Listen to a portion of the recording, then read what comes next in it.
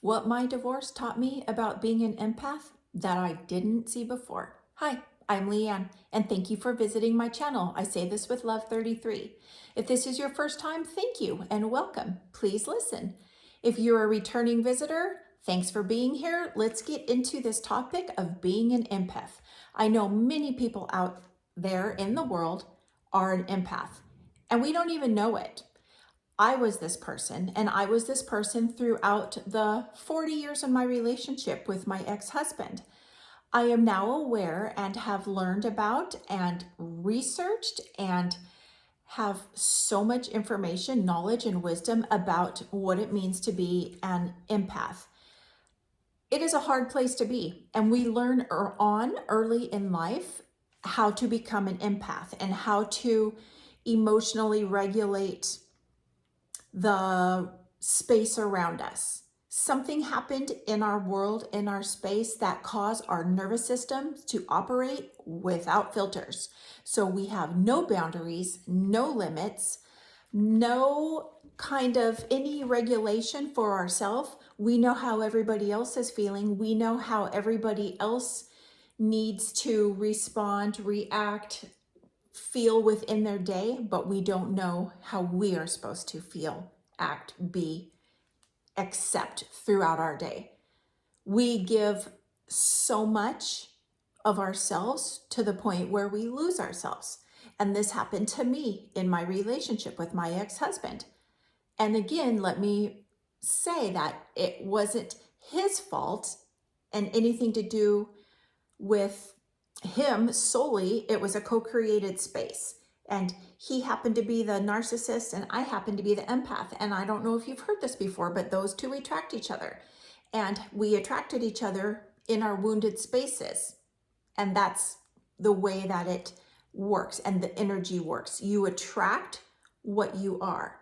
So I, as an empath, apparently needed to attract a narcissist and feel all the feelings. So I could walk into a room and feel my ex-husband's whole existence. I can feel if he was angry. I can feel if he was nervous. I can feel if he was scared. I can feel if he was happy. I can feel if he was stressed out.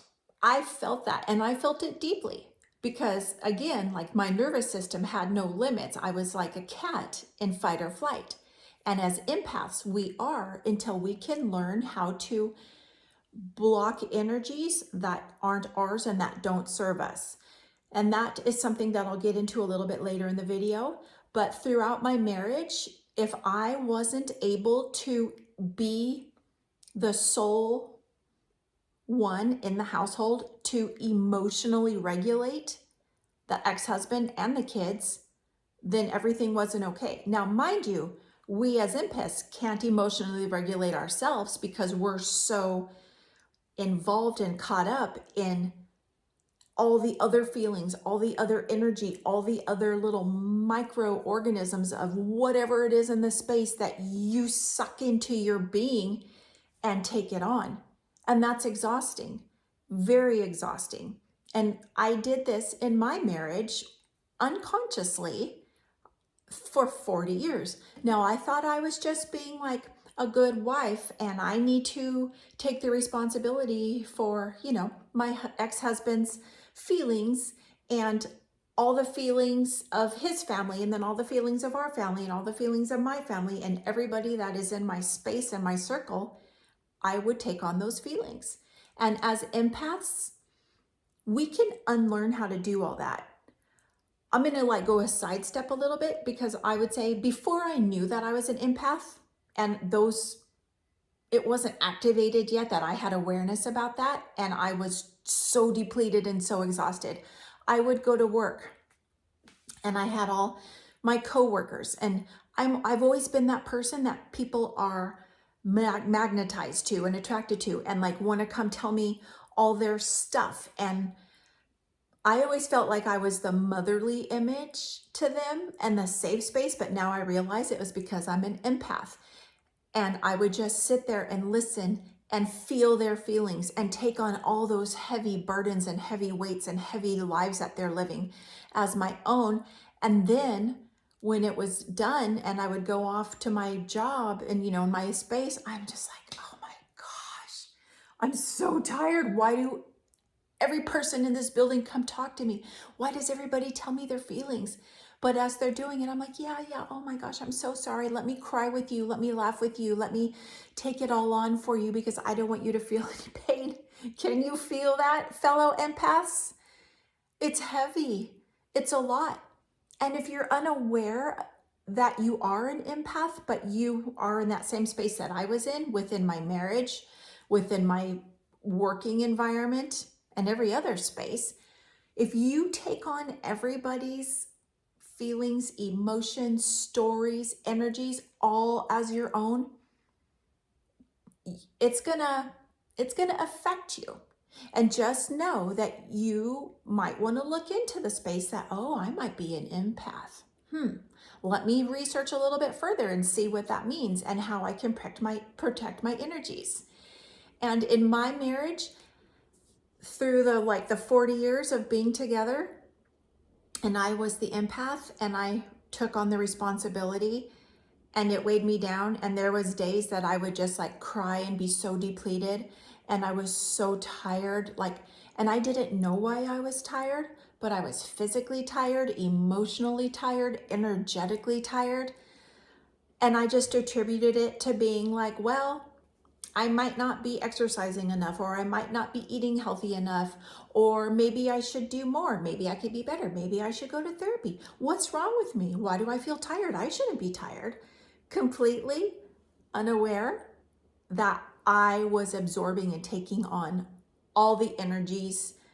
Every space I went, the store, the library, the gas station, the gym, the school, the work, the people that were around me and that I came across, even walking through a store, I could feel people's energies and oh, or they're like, hey, and it would affect me.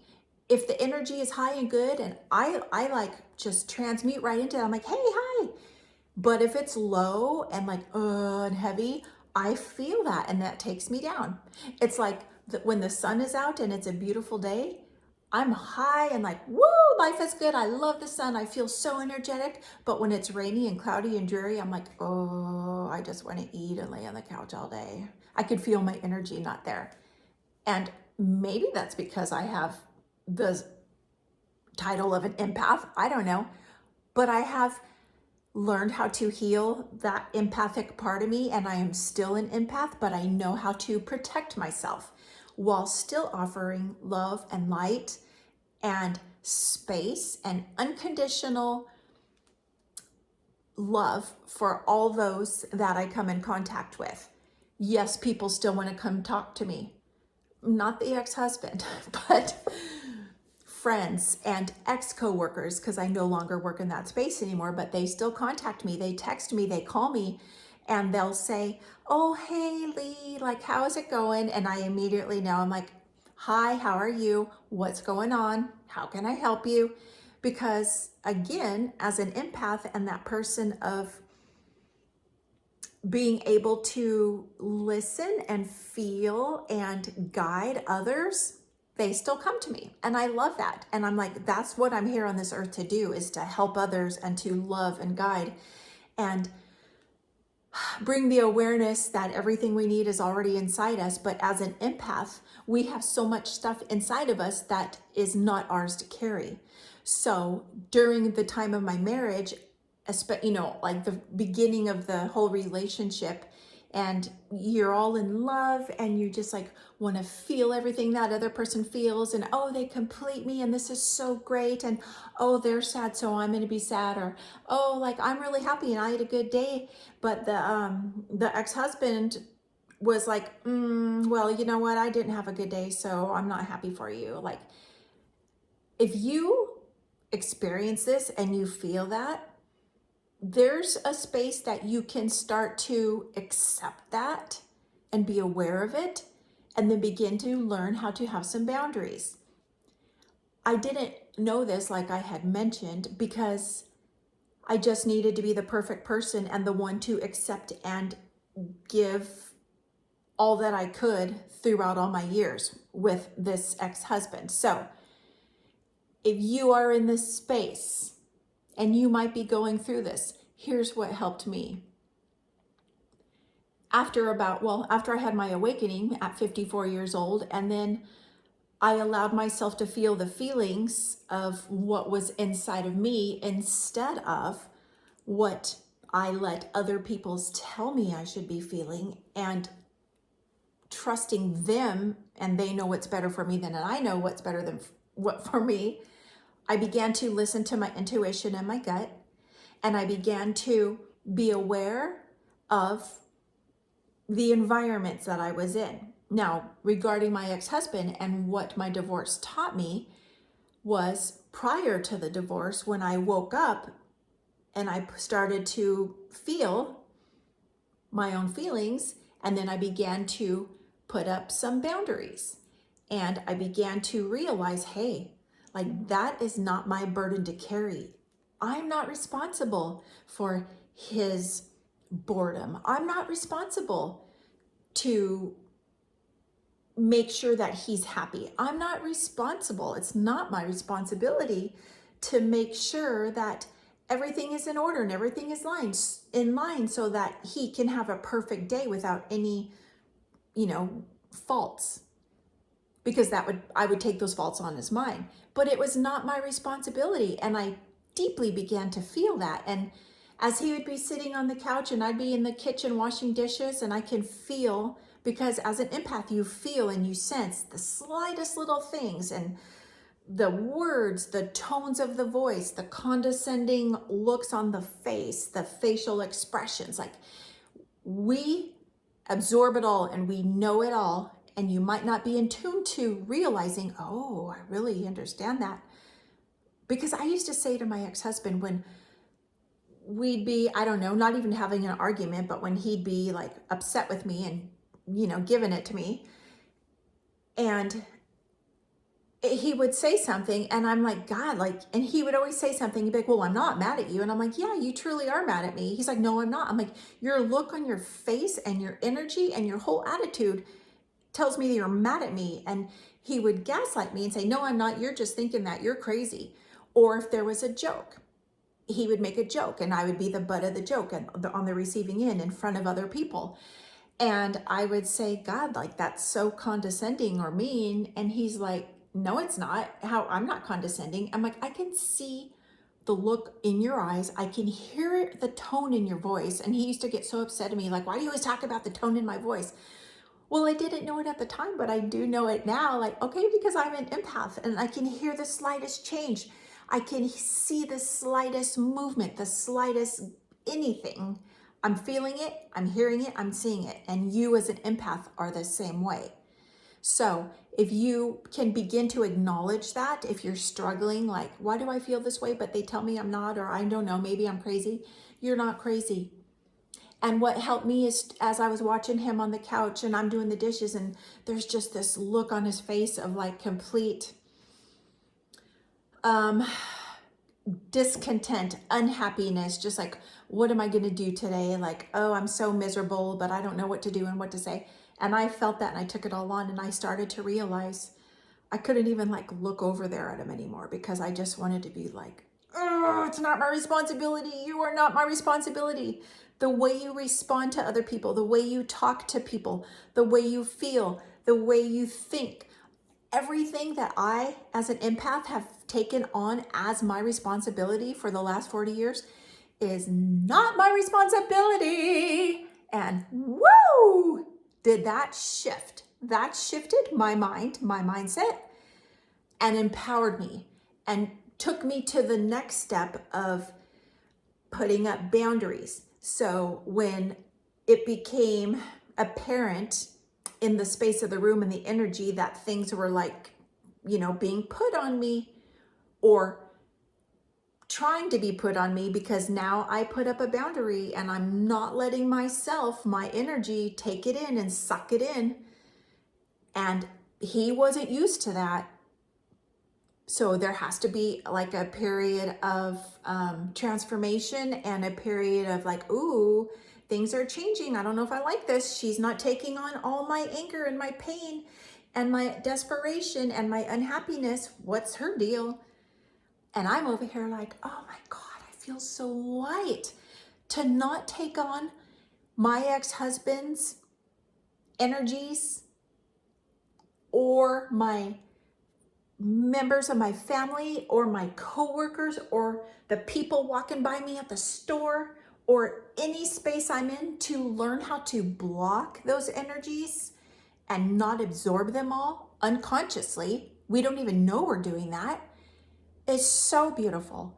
And if you're in this space, the bridge to get from here to here is, first of all, be aware. Be aware if you are an empath and if you have those empathic energies. They came long ago in our childhood, unknowingly, unconsciously. But as I said, we had to learn how to be a part of our family unit that we were in, and we became very, perhaps, mature. We had to take on the emotional regulation of our parents, or one of our parents, or perhaps a sibling or a grandma or an aunt or anybody who's in our home space. And we became very in tune and sharp about every little thing that takes place. Like I said, the energy, the tone of a voice, the movement on the facial expression, the condescension, condescending remarks, maybe that's it. Anything, body language, that's a big one. If you're very in tune, if you can walk into a room and read the energy and feel the energy, you're an empath. And you can learn before you go out into a space, a public space, or in the space of perhaps your significant other or your family or whatever it is, where you're taking on all the feelings and energies and being the emotional regulator for everything and everybody. You can learn how to put up boundaries and guard. And what I did was, in a spiritual space and being new in this space and learning and being on this tremendous healing journey for 4 years. And it started with the knowledge basically that, okay, I'm an empath and I'm not responsible for everybody's feelings. I'm not even responsible for my kids' feelings. And, you know, they are my life. And as once I became a mom, like, my whole purpose on this earth is to be like a mom and a grandma. And I absolutely love it, but it's not my responsibility to take in and absorb their energies and their feelings. Yes, I can hold them and love them and guide them and hold space for them, but to carry that physical, emotional, energetic burden is not our responsibilities. You can be the best mom in the world and the most nurturing, loving, giving mom in the world, but not carry that heavy burden of their stuff. And then once you are aware of that, you can teach them skills and empowerment on how to not become an empath that they have grown up with. Like, my kids grew up with me as an empath and their dad is the narcissist. So there's that space where there's things that happen. And I'm looking now in my healed state and I'm like, oh, dang. But I don't have guilt or shame anymore of like, oh my gosh, I wish I wouldn't have raised them like that, or I wish I wouldn't have done that, or, oh, I just fucked up my kids. Because now I believe and I know that everything happens the way it's supposed to happen. And my kids chose me to be their mom, and they chose their dad to be their dad, to come to this earth to learn specific lessons.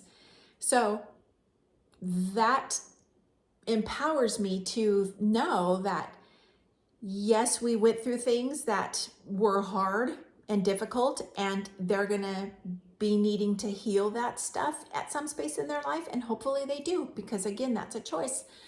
But the burden of being an empath and sucking it all in and feeling it all can be unlearned. And there's hope for that. And being in my marriage and looking back for the 40 years that I was with this ex-husband was such a huge lesson and so beautiful. And I can say that now because I'm in the space of understanding why it all took place, and I'm very grateful for who I am and the time that I have been here on this earth and learning all this lessons so that I can turn around and help others, guide others, share my wisdom, my knowledge, my stories with others. So if you're going through this, I hope that something that I offered on this video can guide you through a space in your life. If you're there and you need that, I've been there. I've been on my healing journey for 4 years, and it's absolutely transformational. It's available to all of us. It's a choice. I offer you love and light and peace, and the reminder to give yourself grace. Learn to love yourself unconditionally. And if you're in the space where you're like, oh, I'm just really going through some hard stuff, or I made this choice, or I experienced this and I don't like it, or I have shame and guilt for that, that's okay. That's what was supposed to happen. And what did you learn in that space, in that little lesson? And if you did learn something, did you move forward from that? And now you can make changes. Like, everything is a beautiful lesson that has a beautiful gold nugget inside of it, if we choose to see it that way. And being an empath is a beautiful thing to be in a healed state, to where you're not carrying the burdens and you're not just zoned in on everybody's energy, facial expressions, body language, tone of their voice, words that are spoken. And then you're gaslit saying, I didn't say that. And you're like, yeah, you did. Like, I felt that. I know that. Woo! That's hard. But anyways, I'm going to wrap this video up. I hope that you are in a space that if you're going through this, you got this. You got this. Come back and watch this video again. Dig deeper into empaths and what does it mean and how you can protect your energy. And just don't take everybody's word for it. Discern what feels right for you. Find your education for yourself and see what is best for you. And most importantly, sit in stillness and listen to your gut, your intuition, because that can truly tell you what you need to do. But we choose not to listen most of the time. We push it down and say, shut up, intuition. I'm not going to do that because I know better. Quiet your mind and open your heart. Feel into your intuition. We as empaths are strong, beautiful humans, and that we have the ability to help nurture and guide others without conditions, without judgment, but with observation and unconditional love. So thank you for visiting my channel. I say this with love, 33. If you like this, go ahead and give it a thumbs up. Hit the subscribe button. My name is Leanne one more time. Have a beautiful day. Namaste.